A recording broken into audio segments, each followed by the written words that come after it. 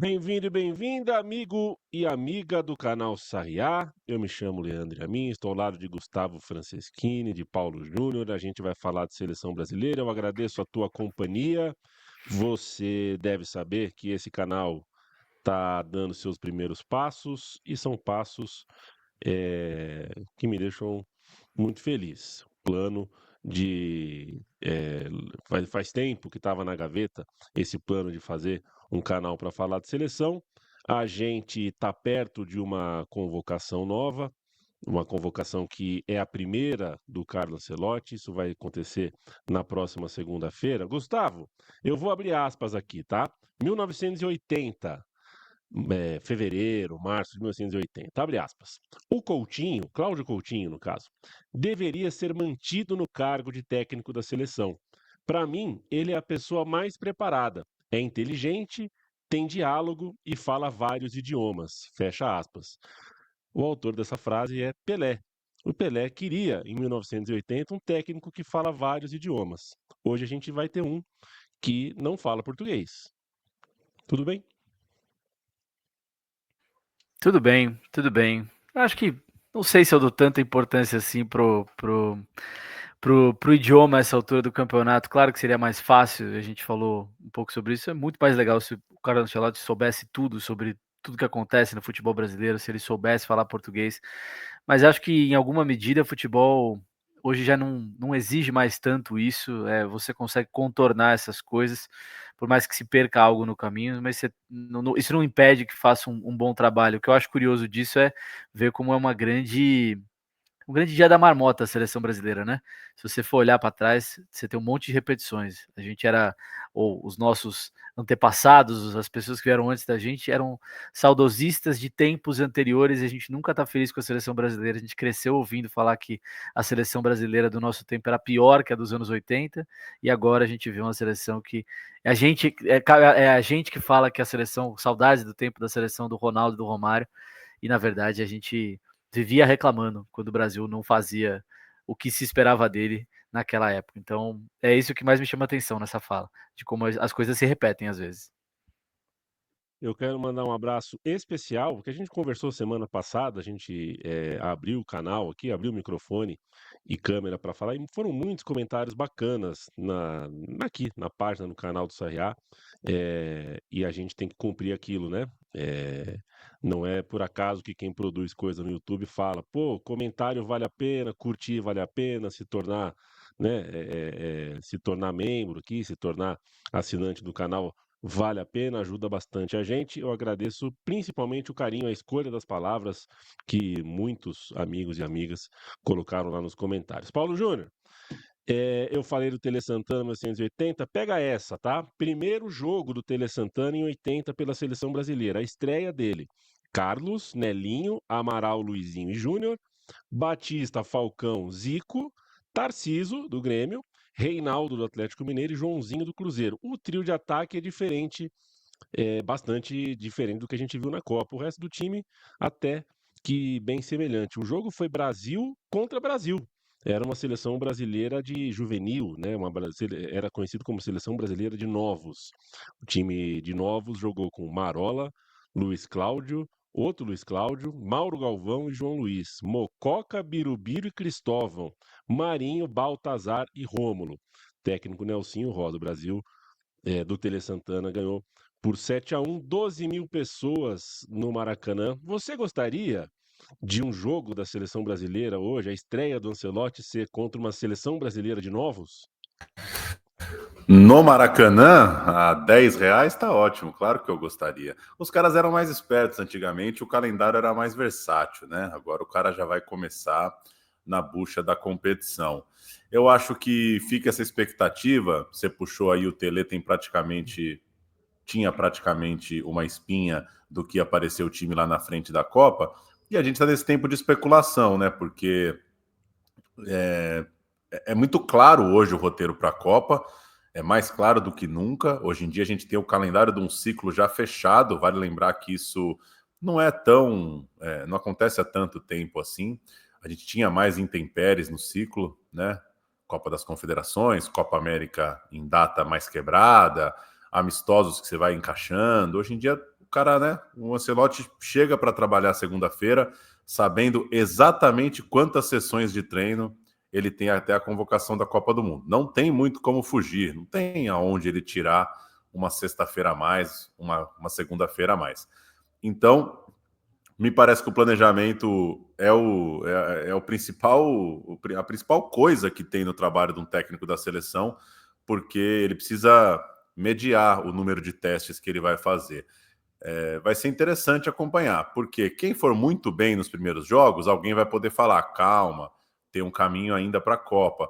Mas também alguém vai poder falar, cara, esse cara já saiu na frente, não tem tanto tempo assim para testar mais 2, 3, 4 no lugar dele. A gente fica com a lembrança da chegada do Felipão, falamos disso na semana passada, e por ser a seleção do Penta, são as malas que seguem falando o tempo todo, né? Outro dia esbarrei com o Cicinho dizendo que achou que o Belete ia no lugar dele, mas aí lembrou que já tinha gravado um comercial, uma puta de uma cascata, né?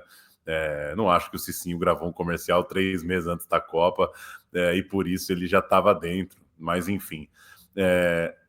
Existia essa particularidade do calendário e existiu o que a gente citou, esses amistosos mais alternativos, mais aleatórios. Agora não. Então, eu tô com uma expectativa bem conservadora, bem pezinho no chão. Eu não acho, preferiria que sim, mas não acho que a gente vai ter muitas coisas acidentadas pelo caminho. Acho que o Ancelotti vai cortar caminho, isso sim, para achar a espinha logo. Você citou os jogadores do Penta, com os quais você já está cansado, desgastado.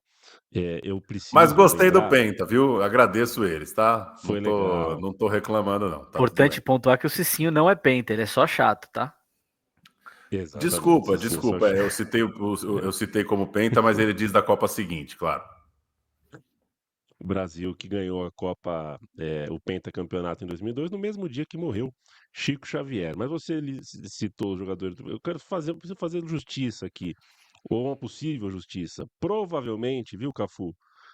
Se você foi reprovado em 18 peneiras, provavelmente os 18 técnicos que te avaliaram, eles não pode estar todo mundo errado. Provavelmente você jogou mal mesmo, cara. Tá? Depois você foi melhorando, você pegou um Tele Santana, achou a sua posição, foi ficando mais forte fisicamente, mas não é possível que 25 caras te avaliaram na peneira, tá todo mundo errado, e você até hoje fala que passei pelo pior, foram muitas peneiras, muito. Acontece. Eu já fui reprovado em peneira também. É, Para a gente tirar da frente, só citar, né? Samir Chaud é o presidente da CBF. Eu não sei se a gente poderia chamar de presidente, de presidencial, um pleito que não parece democrático, não tem ar de democrático, é muito mais né, na conversa, no lobby, que os presidentes da CBF são escolhidos. Nunca teve uma eleição, né? Eles não conseguem se organizar. A ideia de fazer duas chapas é impossível. Mas tá aí, um cara que não, a gente, pelo menos eu não me dou o menor direito de dar a ele o benefício da dúvida. Ele é clamorosamente farinha do mesmo saco do que a gente já tinha. Mas tá aí, tá escolhido. Tem um fato novo que é boa parte dos clubes não parece que não, né, decidiram em conjunto não ir votar, se abster. Pelo menos é uma coisa diferente do normal, não é um voto, não é 100% dos votos, todo mundo aparecendo e votando na mesma pessoa. Já é alguma coisa. Vamos acompanhar. A gente em breve vai fazer no Sarriá um programa para falar só sobre isso. Não é o caso hoje. Hoje a gente vai falar já esquentando os tamborins, já estamos falando aqui, né? Aquecendo a conversa da primeira convocação do Ancelotti que vem por aí. Veja você, Gustavo, que entre a Copa do Catar e a Copa América, o Brasil estreou 34 jogadores. 34 caras foram convocados pela primeira vez nesse período de 1 ano e meio, né? Fim de 2022, a Copa do Catar, até a Copa América nos Estados Unidos. É bastante gente, 34 pessoas. Nem todos jogaram, mas tudo isso de gente foi convocado pela primeira vez. Falta um ano para a Copa, talvez não dê para fazer muito teste, mas saiu uma lista prévia. Essa lista prévia, eu não sei, quero te ouvir né? É uma lista mais do Juan, mais do Cícero, o Ancelotti participou em qual medida dessa escolha? É o Juan que está sinalizando algo para o Ancelotti, é o Ancelotti que está sinalizando algo para os jogadores, porque o fato é que tem bastante gente que atua no Brasil. A gente não tem essa lista completa, nem oficial ela é, né? É apuração jornalística, mas como é que você sente esse primeiro sinal, esse primeiro reflexo que a gente tem, essa primeira consequência, esse primeiro. Primeira lista de nomes desde que o Ancelotti confirmou que é o técnico da seleção brasileira, que será o técnico da seleção brasileira. A gente estava falando um pouco antes de abrir a gravação, né? Eu não sei como considerar essa lista, porque na verdade ela é o que está vazando é o que foi avisado aos clubes. Então você tem acho curioso, inclusive, o movimento de clubes brasileiros que tanto reclamam de seleção, que sabem que suas torcidas supostamente detestam a seleção brasileira, né? Que é o que se comenta, esse é o comentário de maneira geral na imprensa, a torcida não quer que o jogador seja convocado e tal. Só que aí você tem um momento como esse, tá todo mundo correndo para dizer que seu jogador foi convocado, que seu jogador está na pré-lista. Tá? É uma pré-lista de 50 nomes, é muita gente. A presença não quer dizer muita coisa, então o Neymar tá na lista, o Oscar tá na lista, o que isso significa, né? Enfim, é muito difícil, assim. Eu acho que a grande questão que o Ancelotti vai começar a responder a partir de segunda-feira, ou a partir da liberação da lista, não sei exatamente qual vai ser o cronograma, para onde ele vai olhar. Se ele vai olhar mais para veteranos, se ele vai olhar mais para que nível de olhar ele vai ter para o Brasil, uma coisa que a gente falava aqui na semana passada. E suspeito que essa enxurrada de nomes brasileiros confirmados, nomes que atuam no Brasil já confirmados, tem um pouco a ver com isso. Tentar antecipar o que vai ser essa conversa, que é uma das principais do Ancelotti. Fica essa dúvida sempre, quanto ele conhece do Brasil, quanto ele conhece os jogadores que estão aqui. Eu, sinceramente, espero...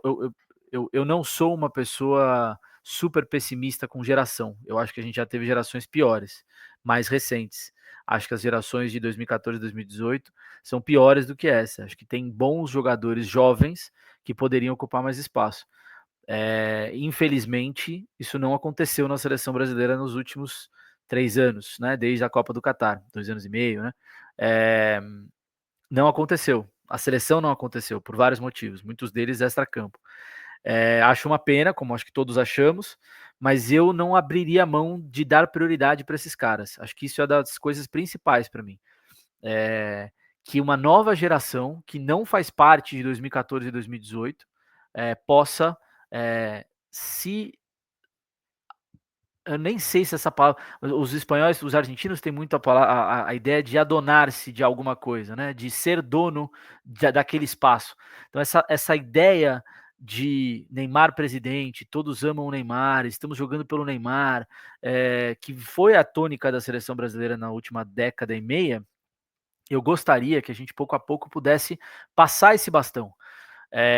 Independentemente da presença do Neymar ou não, mas é uma questão geracional mesmo, que o Vinícius seja o dono da seleção, que o Rafinha seja o dono da seleção, que cada vez mais Endrick e Estevão tenham espaço na seleção, que a gente encontre um meio campo para chamar de nosso e que a gente não precise ficar olhando para trás, para que a gente não olhe, assim, um dos pontos que foi alguma polêmica ali nos comentários na nossa participação de semana passada foi o meu muxoxo com o Casimiro.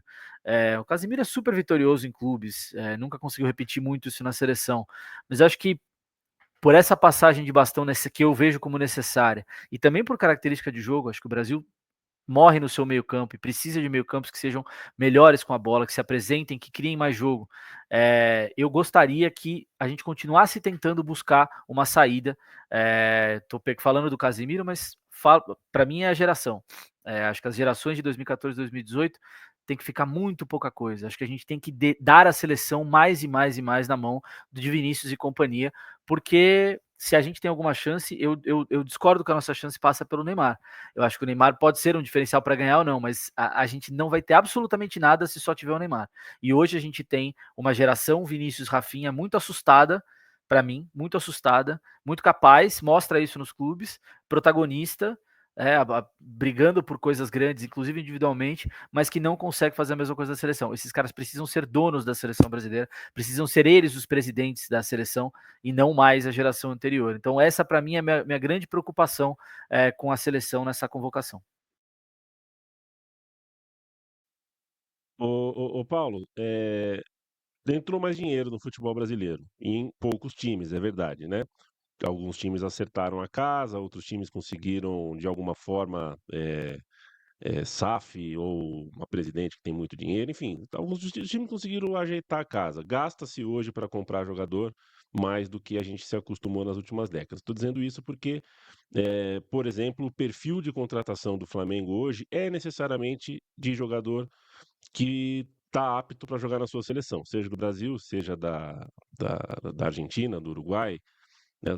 Tá jogando no Flamengo, pelo menos em algum momento da carreira já foi cotado para jogar na seleção. São muito poucos os que chegam lá sem nunca ter sido pelo menos cogitado ali para chegar na seleção. Porque o Flamengo tá com dinheiro, tá com bala, tá trazendo esses jogadores. Não é um caminho contrário, né? O cara não chega no Flamengo pouco cotado e no Flamengo se torna cotado. Esses jogadores já estão nessa, né? Isso já está posto para Danilo, já está posto para Alexandro, e no meu ponto de vista, o Gerson é o jogador do Flamengo, entre todos os vários nomes que foram colocados nessa pré-lista, que aguenta hoje uma Copa do Mundo até como jogador titular, que não deve nada para nada do que se fala sobre falta de ritmo, falta de posicionamento, mas a gente conversou ao longo da semana, a gente falou, por exemplo, sobre Náutico e São Paulo, né? O que é ver um jogador de outro nível em campo, né? Um jogador de um nível de Copa do Mundo, que é o Oscar. A gente vira e mexe, vê quando tá bem, tá saudável, o Lucas Moura também fazer o mesmo, sem ser nenhum gênio, mas você percebe que é de outra categoria, né? Então, a reflexão que eu te faço é essa. A gente conversa sobre o Casemiro, e tem o Richarlison também, inclusive os dois se enfrentaram numa final de Europa League nessa semana, né? Cada um de um lado, o Richarlison foi campeão, e aí tem aquela conversa, porque o Richarlison já trabalhou com o Ancelotti. Agora, o Manchester é o 16º colocado do campeonato inglês e tem o Casemiro muito mal por lá. Será que não fica cristalizada demais a ideia de que o jogador na Europa vai estar sempre necessariamente apto a jogar na seleção? E o Gerson, no líder do Campeonato Brasileiro, possivelmente, daqui a um tempo o Flamengo vira líder do campeonato e vai ser sempre esse cara que não, para alguns, no discurso de alguns, não tem a competitividade, não tem a força física, não tem o impacto no jogo, com a bola, sem a bola, que seja, para jogar um jogo de altíssimo nível, como um jogo de seleção em Copa do Mundo. Como é que você enxerga isso? Porque são muitos nomes e, sinceramente, eu olho os nomes que são colocados, os brasileiros que estão colocados nessa pré-lista, e não vejo ninguém ali por favor, não. Ninguém está colocado nessa lista de bobeira, não. Tá todo, é tudo cobra. Pois é, cada caso é um caso, né? São muitas nuances. Concordo com você. Eu acho que tivesse que apostar hoje, o Gerson vai à Copa. Léo Ortiz poderia ter ido, poderia ter tido mais chance. Teve uma lesão que prejudicou um pouco a carreira dele. Acho que é um candidato também àquela tradicional última vaga de zagueiro, ao menos, de um jogador aqui do futebol brasileiro. A gente tem esses caras, e eu concordo com o Gustavo. Eu preferiria aproveitar a buena onda do Ancelotti para testar outros caras. Então, para ver o Richarlison em campo, eu preferiria ver o Yuri Alberto, né? Vamos aproveitar que tem um momento de paz, de trégua, ou pelo menos de expectativa renovada, porque vamos ser bem sinceros, né? Os caras que foram jogar com o Ramon, Diniz e Dorival sabiam que, com Dorival um pouco menos, mas que a chance daquilo ali virar a Copa do Mundo era muito pequena. Com o primeiro era 0, com o segundo era mínima, com o terceiro era alguma, mas o cara sabe o que está acontecendo. Então, o Matheus do Cruzeiro ter jogado muda grandes coisas para o que vai acontecer agora. A gente acaba tendo... a gente já falou muito sobre isso, né? A seleção não tem usado o que acontece de bom no futebol brasileiro. Talvez não dá, talvez em alguns casos não dá, mas também ela não tem nem tentado usar, ela é mais generosa com as coisas de fora.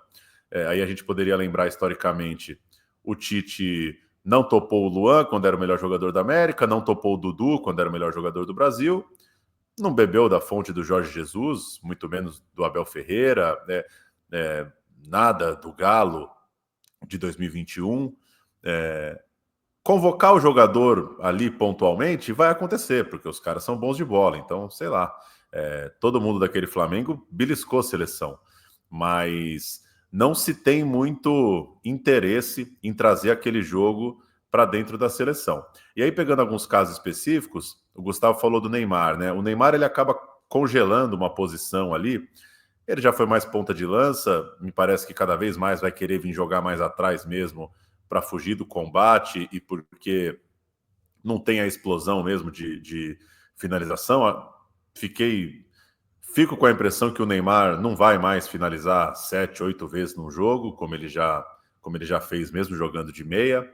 E aí a gente meio que interditou o debate ali. Agora, falei tudo isso para fazer o contraponto que também ninguém está ocupando esse lugar ainda, né? A gente não tem a semana do Rodrigo voando, o Paquetá aconteceu o que aconteceu. Então, eu entendo também que esses caras de uma geração anterior, eles podem aproveitar esse vazio. Eu confesso que quando o Brasil tomou o terceiro gol da Argentina, 2 meses atrás, eu pensei, porra, podia estar o Thiago Silva e o Casimiro aí, sabe? Pelo menos acho que protegem a área melhor. Tudo bem, não vamos ganhar a Copa protegendo a área, eu sei disso. Para o futuro não é isso que nos pega. Mas tá muito feio, gente. Tá muito feio. O Thiago Silva dá para ele assistir aquele jogo e falar, gente, acho que cabe. Acho que cabe. E o Thiago Silva se posiciona melhor do que o Brasil se posicionou naquele jogo. Então, eu fico nessa coisa dividida. Eu gostaria que o Brasil usasse esse momento para dar uma zerada na coisa e olhar para frente. E vamos embora. Dei esse exemplo no ataque. Não acho que a gente tem muito a ganhar vendo o Richarlison agora. Mas eu entendo que tem um vazio e que o treinador também pode querer ir numa coisa de mais confiança. E só um último cara citado aqui, falando essa coisa da meia, né? Tem Matheus do Cruzeiro, Alan Patrick, é o que consta, está na pré-lista. Em algum momento, lá na última Copa, o Tite conseguiu um espaço para o Everton Ribeiro.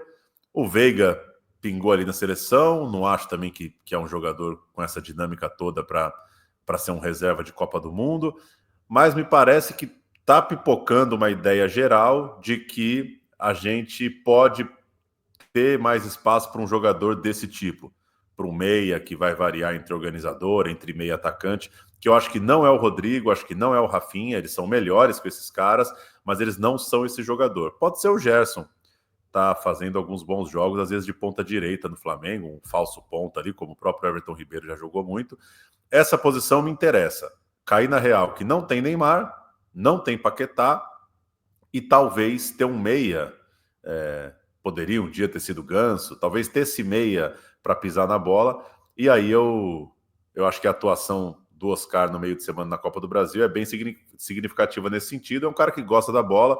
Também não acho que o Oscar tem que ir à Copa, não. Estou só dizendo que talvez o futebol brasileiro poderia oferecer à seleção esse penteador de posse de bola que às vezes não está tendo muito entre os principais jogadores lá de fora.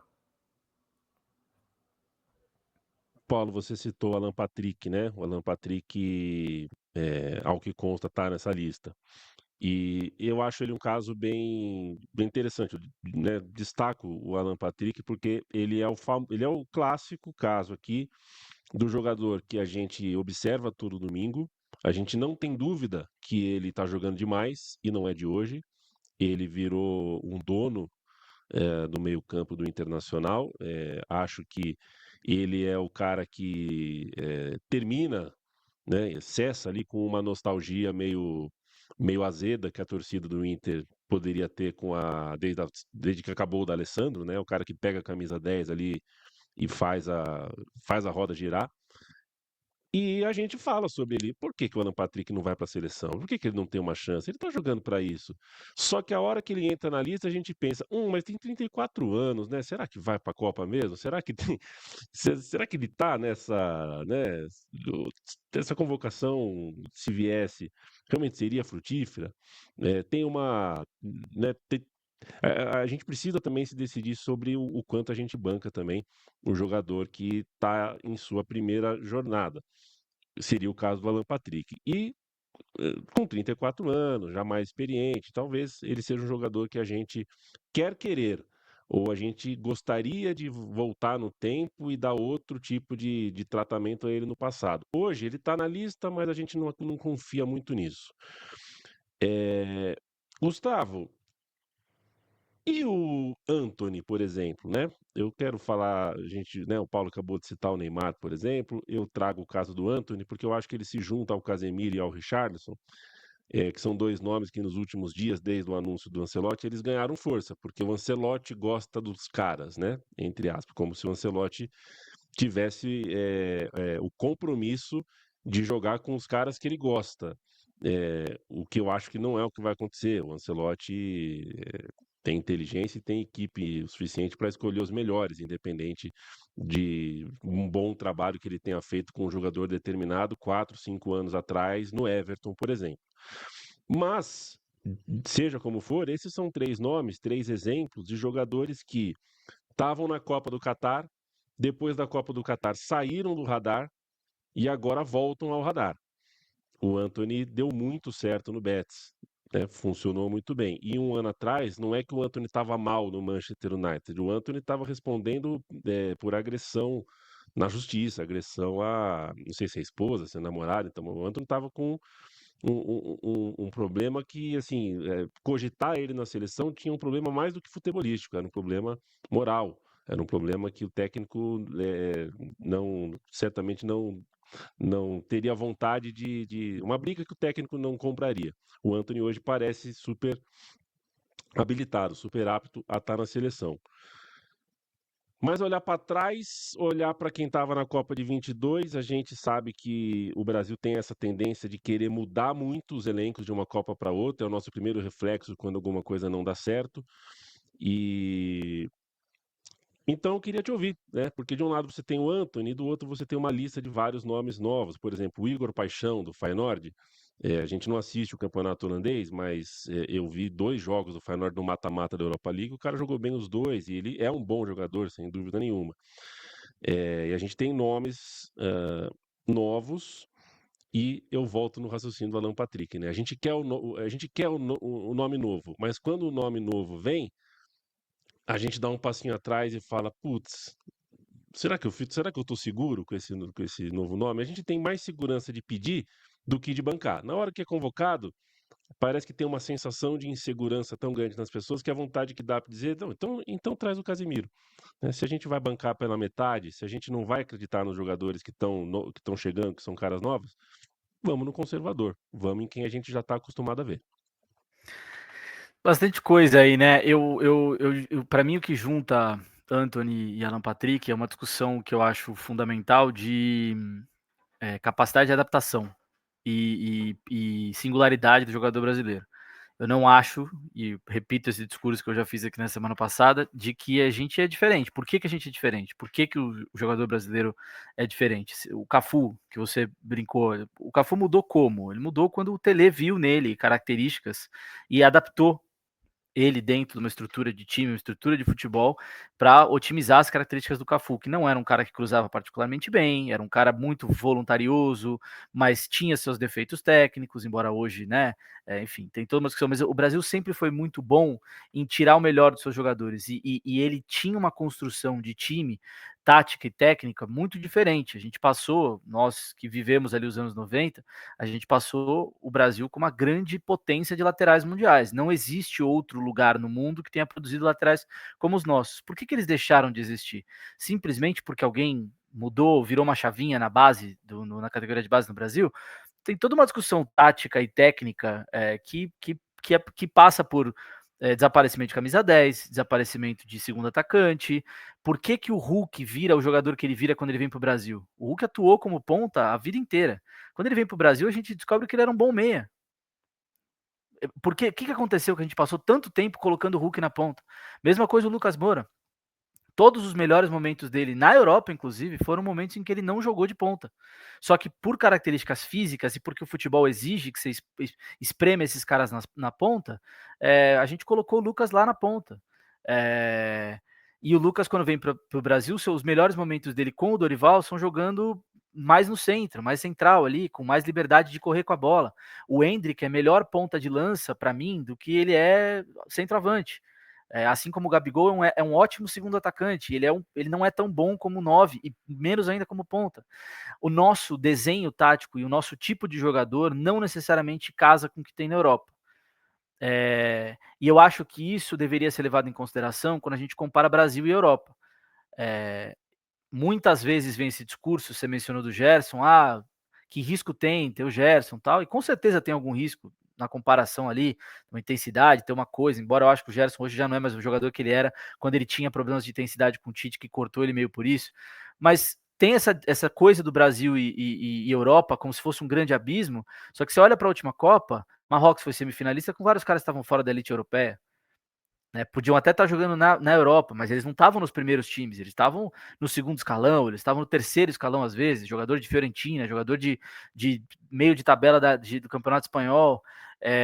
Você tem a Argentina com gente que tinha acabado de se mudar para a Europa, sempre bato na tecla do Enzo Fernandes, para mim o melhor jogador daquela final, pelo menos enquanto a Argentina, em boa parte daquela final, ele foi o melhor jogador, e é um cara que estava 6 meses no Benfica, não é o Benfica que mudou o Enzo, que fez do Enzo um jogador titular de Copa do Mundo. Sim, e outros tantos exemplos. O Brasil foi eliminado com um gol de um cara jogar no Dinamo de Zagreb. E a gente teve que lidar com o discurso durante muito tempo, e até lida até hoje, que o Pedro não cabia na seleção porque ele jogava no Flamengo. Então o Pedro não cabe, mas o Petkovic do Dinamo de Zagreb cabe. Então, assim, eu acho que tem um descolamento. A gente olha com muito carinho para a Europa e a gente não nota as diferenças. E aí, tentando trazer para a sua pergunta, se a gente quer encontrar um lugar para o Alan Patrick, se a gente tem que olhar para o material humano que a gente tem, na minha visão, e ver o que a gente tem de melhor e como a gente prioriza esses melhores. Eu não faria esse esforço pelo Alan Patrick, sinceramente, porque acho que vai esbarrar num teto que, por melhor que o Alan Patrick seja, eu não sei se é ele que vai fazer a diferença nesse time do Brasil. No final, a gente não está falando do Alex, a gente está falando do Alan Patrick. Acho que tem uma separação aí. O Antony, acho que tem bola para estar na seleção, mas o Antony é mais um ponta na seleção. Quantos pontas a gente tem? A gente não vai levar o Martinelli jogou muito bem na Champions League. Foi um dos melhores jogadores do Arsenal, que foi semifinalista da Champions League. A gente vai brigar pelo Martinelli? Mais um ponta? E ele vai ser reserva do Vini? Ele vai ser reserva do Vini?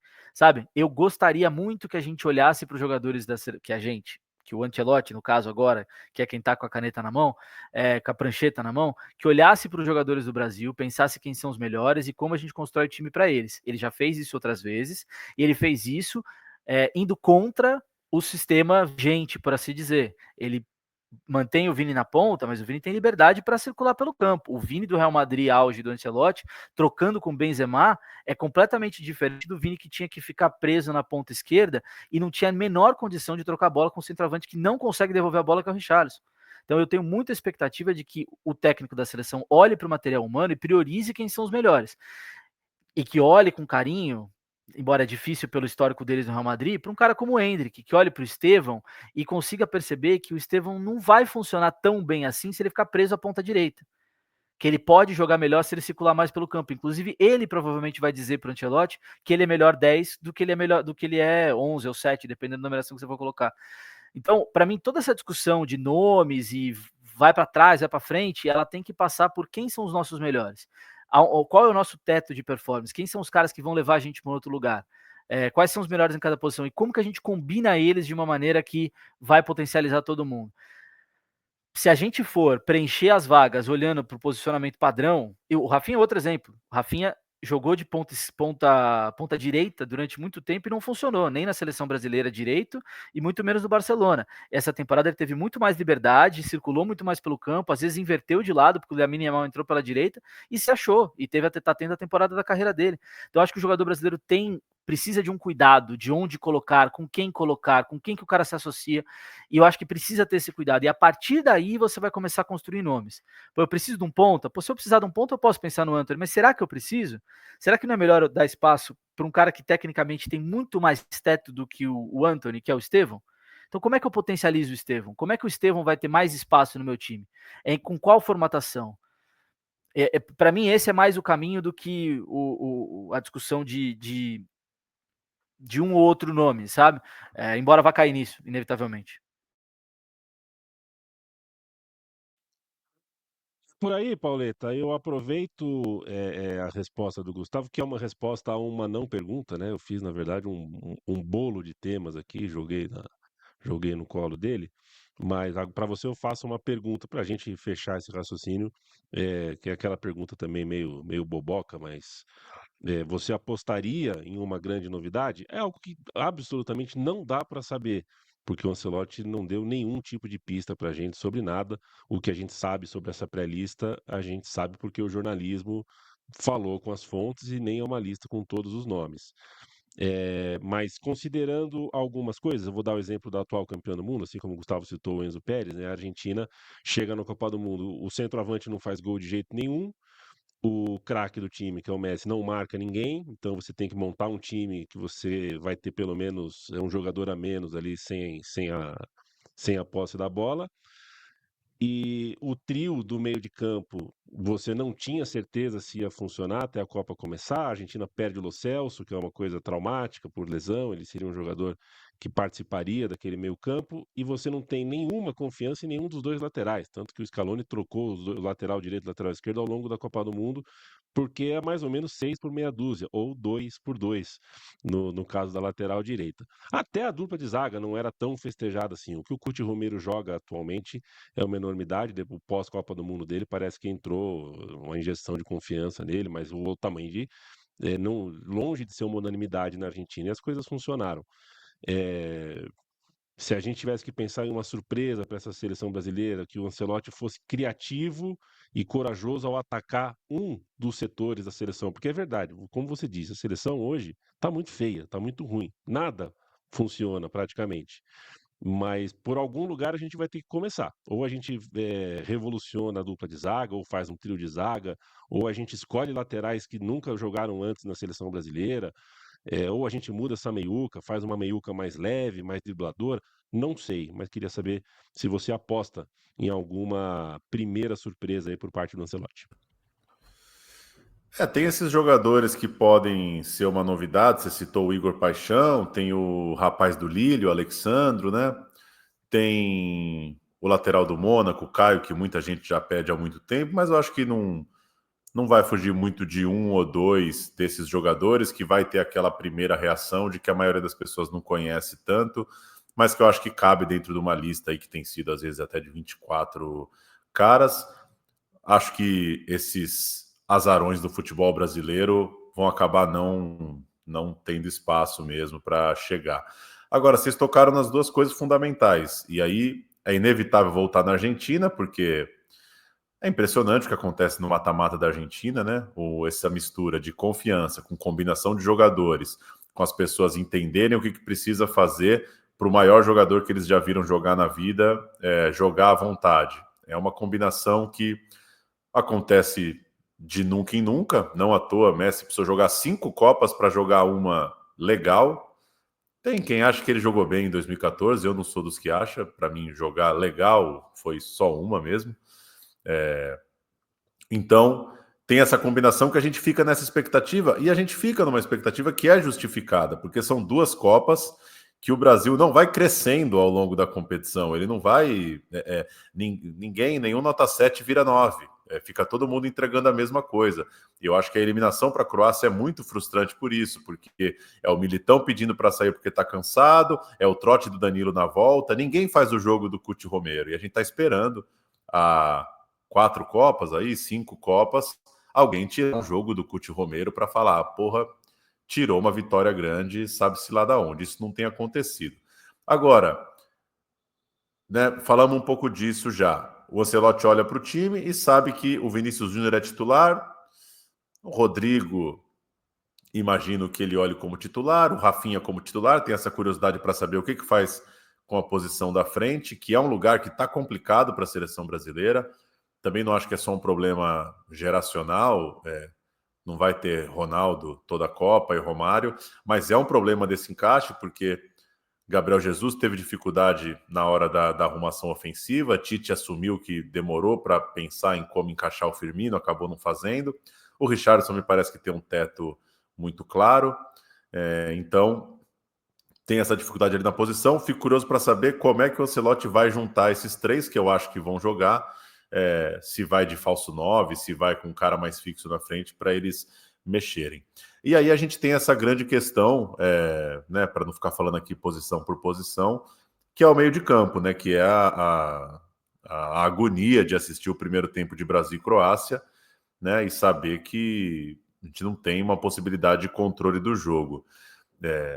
Acho que o Ancelotti gosta disso, acho que se ele parar para assistir Brasil e Croácia, ele vai entender que, porra, a gente sabia como jogava o meio de campo da Croácia, não é tão difícil ver com 3, 4 minutos de jogo que aquele cenário vai se desenhar. Então, concordo com o Gustavo nessa, acho que ele já deu mostras de entender essas combinações para ter um time protagonista que não necessariamente é o protagonista no modelo rígido ou fixo, hegemônico, de uma posse de bola matadora ou que amassa o jogo inteiro. Ele não tem essa obsessão tão métrica como outros técnicos têm da geração dele, principalmente a geração mais recente, mas ele ganhou muito jogo grande com o melhor time do mundo, sabendo às vezes ficar sem a bola também, apostando que as suas combinações iam dar certo. A minha surpresa positiva, mas que eu acho que não vai acontecer, seria a ausência do Danilo, que eu acho que esse sim, para mim, mais do que Casimiro, porque, a meu ver, Casimiro ainda teve seus momentos de jogador de elite mundial, de seleção de Champions League. A gente fala do Oscar, a gente pode falar de qualquer um desses. O Danilo não. O Danilo acho que é um cara que está no ciclo e está devendo no ciclo.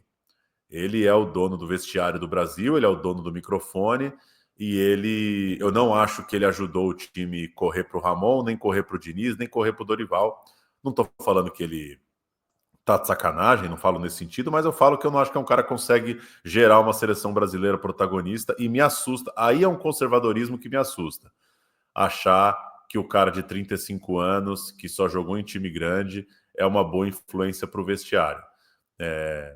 Ficaria contente se esse tipo de jogador fosse perdendo um pouco mais de espaço, com a ressalva que a gente precisa ter boas notícias com urgência. A gente precisa sair desses 2 jogos de junho falando, porra, o lateral jogou bem, o volante entrou bem, a gente precisa voltar a ter um pouquinho... A gente teve um fiapo disso no começo do Dorival, aqueles 2 jogos na Europa, eu acho que tiveram boas atuações aqui e ali.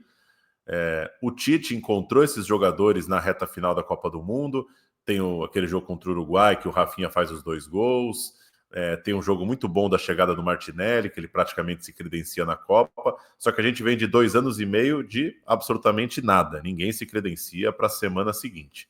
Então, esperar ver se as 2 coisas vão andar juntas e se ele tiver essas respostas rápidas, vai ajudar também, porque aí depois esperar setembro para fazer outro teste, a coisa também fica um pouco distante.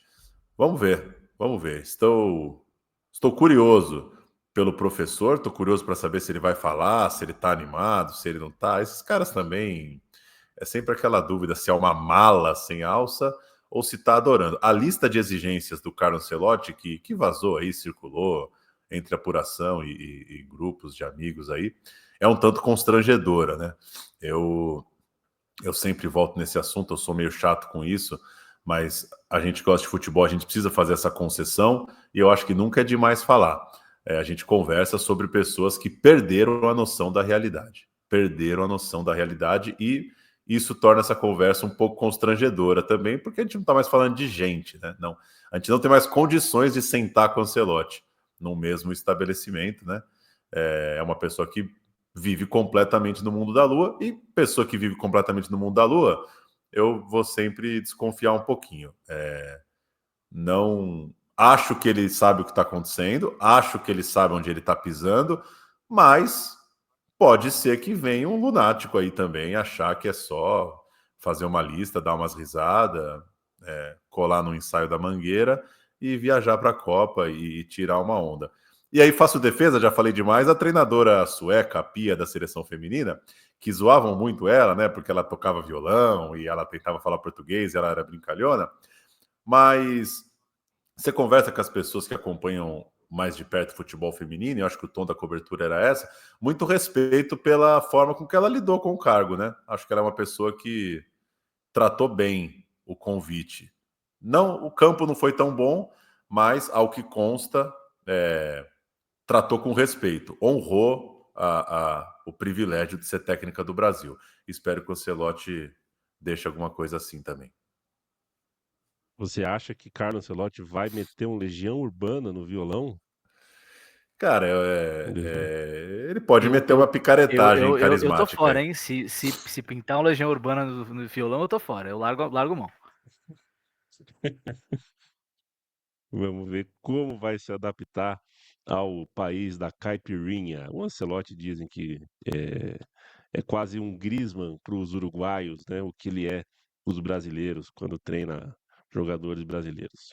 Mas Mas você aqui que vai ser. acompanha bastante o futebol feminino, eu fiquei com essa impressão, você concorda? Que há um respeito da classe pela postura da Pia, certo?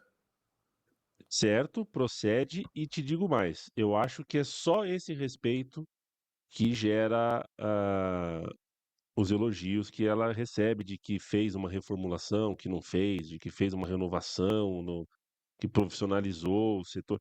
Eu acho que o trabalho dela foi abaixo da crítica, foi ruim, foi uma demonstração de desatualização.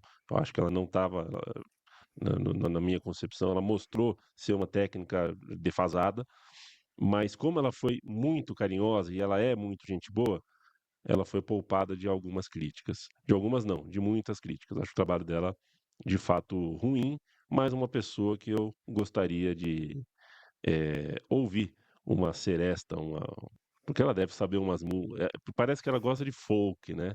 Ela toca uns folk no violão que deve ser um barato, deve ser bárbaro. Gustavo Franceschini, saiba você, já mandando meu abraço, a gente está se despedindo dessa edição, que no jogo que eu citei aqui, a estreia do Tele, que foi Brasil contra Brasil de Novos, no time do Brasil de Novos jogou um atacante chamado Baltazar, do Grêmio. E ele jogou muito bem no primeiro tempo. No segundo tempo, ele jogou na seleção do Brasil. O Tele mandou ele fardar com a outra. E aí ele jogou no segundo tempo, ele entrou no lugar, quer ver? Ele entrou no lugar do Reinaldo, do Atlético Mineiro.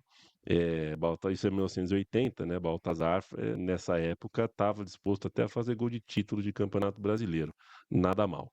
A gente se fala em breve, Gustavo, porque vem convocação aí e vem, claro, a data FIFA especificamente. A gente vai abrir microfone aqui para falar de pós-jogo, para falar do que só a gente viu e sentiu com a seleção. Um abraço para você.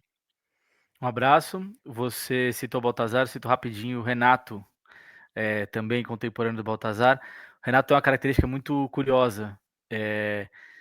Todas as vezes que ele teve chance, ele reclama muito de não ter direito de escolha, de não ter dinheiro. Quando ele teve, ele só fez bobagem. É um dos piores contratantes do futebol brasileiro.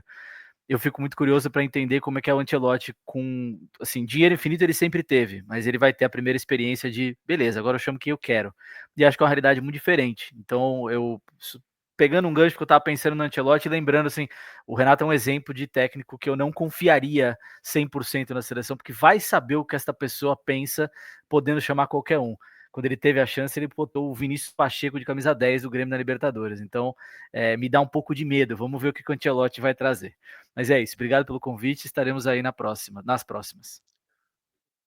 E meu primo, né? O meu primo Carlos Giraldelli, o Boto, que fala, pô, deram carta branca pro Rogério Ceni no meu time, ele é São Paulino, né? Deram carta branca pro maior ídolo da história do clube, carta branca pro cara fazer o time, ele pediu o Neilton. Foi a primeira pedida do cara. Aí fica difícil. Valeu, Paulo Júnior. Abraço pra você. Valeu, veremos a convocação e seguiremos aqui na corneta ponderada. Tô pronto para passar um pano pro Ancelotti. Eu quero que ele me Não me conte no convença. ponderado, não. Eu quero que ele me convença que a coisa tá muito ruim e qualquer migalha a gente vai sorrir um pouquinho, porque tá muito ruim. Tá muito ruim. Se ele entregar 2 joguinhos decentes, com o Vinícius entregando um jogo decente, ele já vai ter dado um passo à frente. Valeu. Canal Sarriá fala de seleção brasileira e volta a qualquer momento com mais informações. Obrigado por você ter escolhido fazer companhia pra gente por esses 50 minutos aqui. Valeu mesmo. Tchau, tchau.